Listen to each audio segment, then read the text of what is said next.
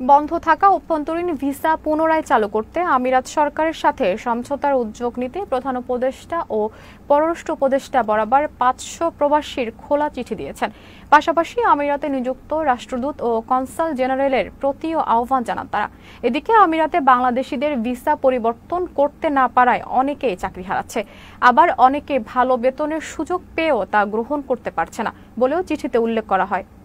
গণপ্রজাতন্ত্রী বাংলাদেশ সরকারের মাননীয় প্রধান উপদেষ্টা ডক্টর মোহাম্মদ ইউনূস সাহেব, মাননীয় পররাষ্ট্র উপদেষ্টা, সংযুক্ত আরব আমিরাতের রাষ্ট্রদূত, কনসুলেট জেনারেল এবং সংশ্লিষ্ট সকলের দৃষ্টি আকর্ষণ করছি, আরব আমিরাতে অবস্থানরত প্রবাসী বাংলাদেশিদের জন্য ভিসা ট্রান্সফার সুবিধা চালু না থাকার কারণে আমাদের কর্মস্থলের স্থিতিশীলতা বজায় রাখতে কষ্ট হচ্ছে।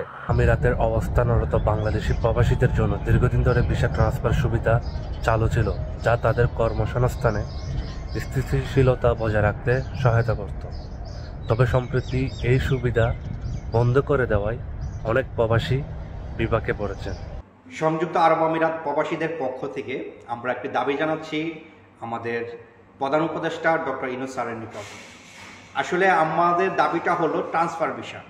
আমরা যারা সংযুক্ত আরব আমিরাতে প্রবাসীরা অবস্থিত আছি, আমরা আমাদের সুন্দর ভবিষ্যতের জন্য বা ভালো অপরচুনিটির জন্য আমরা ট্রান্সফার ভিসাটা চালু যাচ্ছি।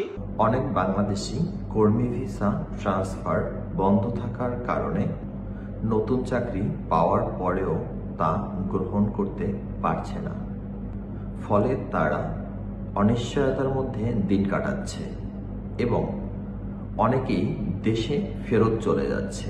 500-এরও বেশি ইমেল আমরা অলরেডি পাঠিয়ে দিয়েছি, তো এখন পর্যন্ত আমরা কোনো রেসপন্স পাইনি। আশা করি তারা আমাদের ইমেলগুলো দেখবেন এবং আমাদের উদ্দেশ্যে কোনো একটা রিপ্লাই দেবেন। ট্রান্সফার ভিসা সংযুক্ত আরব আমিরাতে দীর্ঘদিন যাবৎ বন্ধ। ট্রান্সফার ভিসাটি সংযুক্ত আরব আমিরাতে উচ্চ পর্যায়ে বৈঠকের ব্যবস্থা করেন এবং আলোচনার মাধ্যমে ভিসা ট্রান্সফার পুনরায় চালু করা হলে বাংলাদেশি কর্মীদের ভবিষ্যৎ সুরক্ষিত হবে এবং তারা নির্বিঘ্নে কাজ চালিয়ে যেতে পারবে।